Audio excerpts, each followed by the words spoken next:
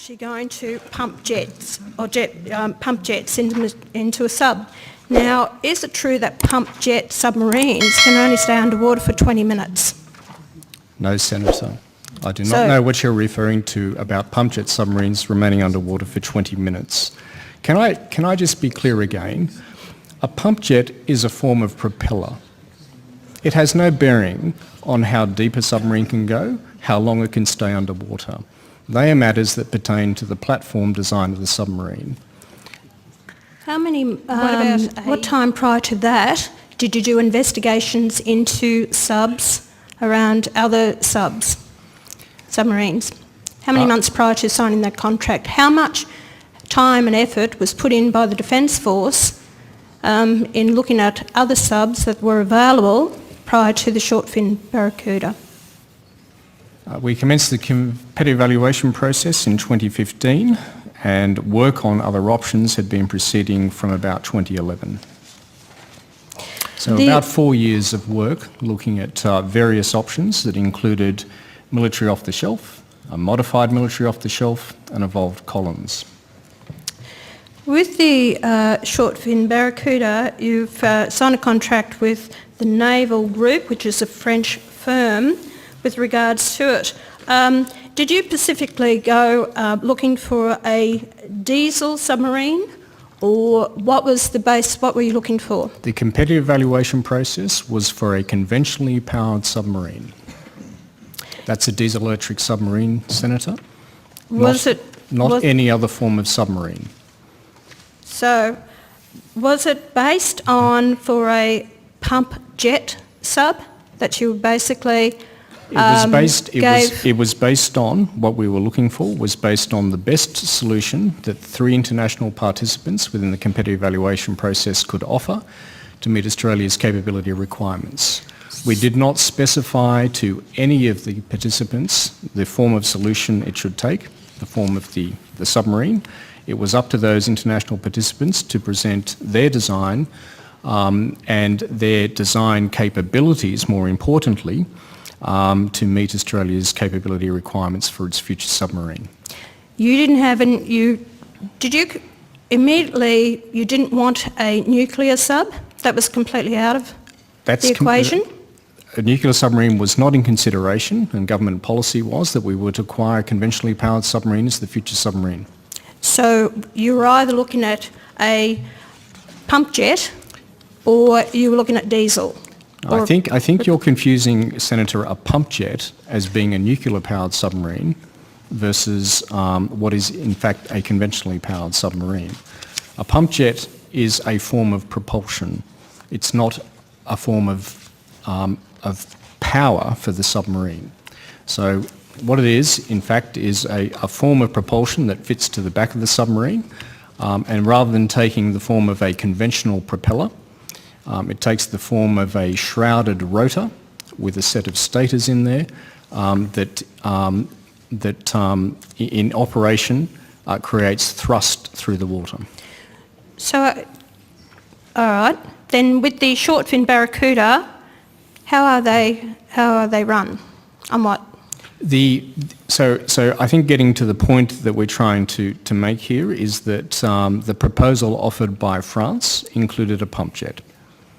So it is pump jet. So you're going pump jet. The proposal but the design you've come up with is, this is why you've chosen them as the design to go with the pump jet. So it's not propellers, is it? The proposal offered by France included a pump jet, and that's the proposal that we've accepted. And a pump jet remains on offer, and that's what we intend to use for the future submarine. And that's why you chose France No, Naval Group? that is not alone why we chose France. There are a number of things, and I'm on record as providing testimony at the Senate of the number of things that we considered in the selection of Naval Group as our international partner.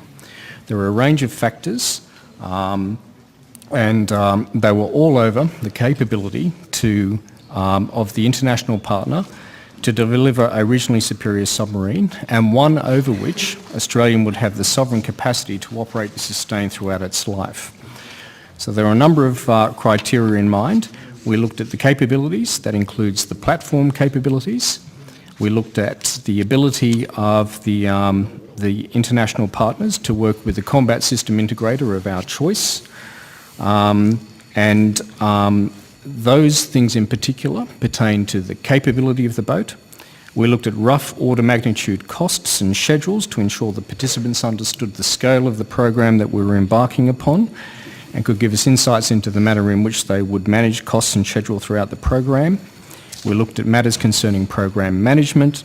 We looked at the design and the way that safety is incorporated into the design. It's important that that was understood from the outset, because whilst the international partner would be designing the submarine, it would be the Commonwealth that would be responsible for certifying the submarine as safe and fit for operations, and we needed to make sure that the certifying process would match the design philosophy.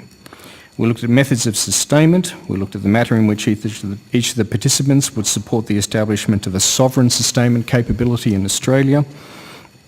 And of course that was a key lesson from the Collins program. Even though we built the submarines in Australia, it took us some time to establish the sovereign capacity to sustain those boats. And indeed, having done that now is the reason why we are able to deliver beyond international benchmark availability. We also looked into matters in which the way data would be transferred to Australia, the manner in which intellectual property would also be managed in the program. We looked at the ability of the participants to manage risks, and again, throughout this complex program, that would be a very important factor.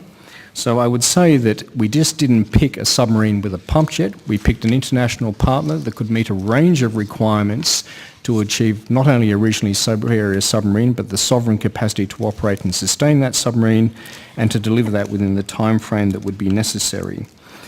I'd like to point out that that process was peer-reviewed. It was peer-reviewed by an expert advisory panel. The expert advisory panel found that the process was sound, the participants had been treated fairly, and indeed I might add that the expert advisory panel also met with each of the participants on several occasions to ensure that they were satisfied that the process was being run competently and soundly. I'd also say that the results of our work were peer-reviewed by former program managers from the United States, who made no recommendations to change the course and the manner in which we were conducting the competitive evaluation process, and indeed came to the conclusion that the manner in which it was being conducted would indeed lead to appropriate recommendations on the selection of an international partner. That is correct. You did get advice from the United States, but the last time the United States, and from US Navy Secretary Don Winter, retired US Navy Vice Admiral Paul Sullivan and Rear Admiral Thomas Eccles, they were actually on this based on sound experience, but the whole fact is America had not launched a submarine, diesel submarine for 55 years. This was about a submarine program, and these are people with a lot of experience in submarine design. Might I also add that we have a lot of experience in the operation of diesel-electric submarines ourselves. So we understand many of the factors around battery technology. I'd just like to add... I just have a limited time with this, what I'll ask you. Surely, Chair. Yes, I think courtesy on both sides is required here.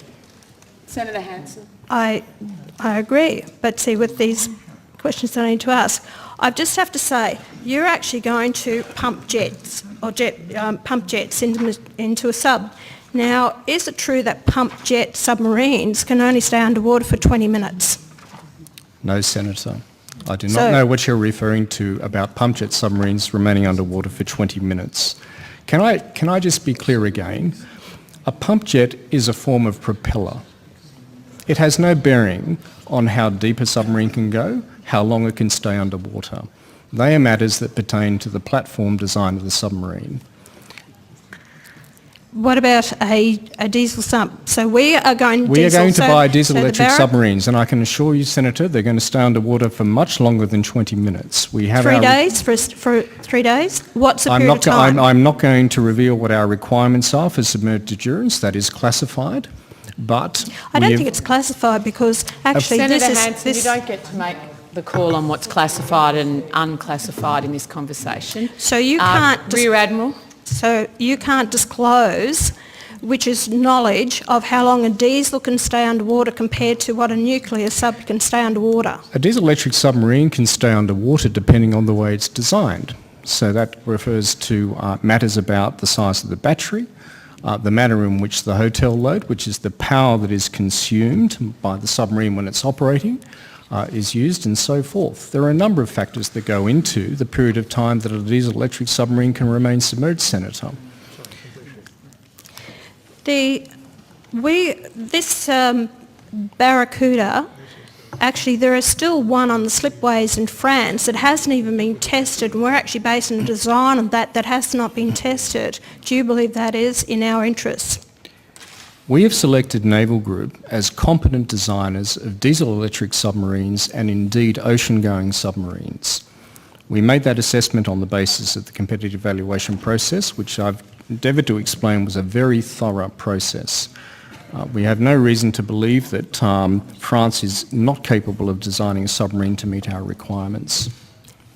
And you don't believe we may be making the same mistakes as we did with the Collins class when that was its first design and it's cost us billions of dollars?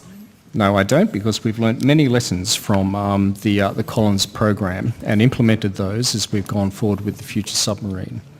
Is the Barracuda designed as a nuclear sub? That is a nuclear sub?